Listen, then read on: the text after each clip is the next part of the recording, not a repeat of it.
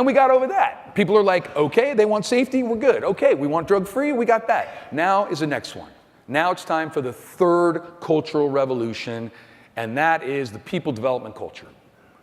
When we went all in, we got the results we wanted.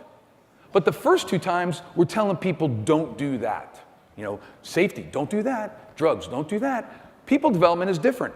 Do this. This is what we want you to do at a level of professionalism for this industry. And go all in.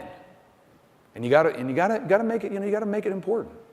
I mean, I wouldn't want to embarrass anybody here, but I would ask some of the people in this room, say, how much did you spend last year on foreman development? And did you spend more money on foreman leadership development or more money on golf?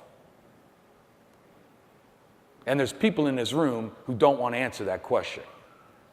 And that's our industry. It is time for us to step to the plate and say, this is how to make more money, this is how to make our clients happy, and here's how to make this better overall. Here's your 5 questions as we roll this up. When you go back, this is the slide, okay? You got to ask yourself, how are we recruiting? And are we being an active partner with our union partners to really make sure that we're getting the right people? How are we developing? Once we get our hands on them, and if Mark's right, we do have them for 95% of the time, what are we doing to develop these people, and do we have a plan to do it? Mentoring.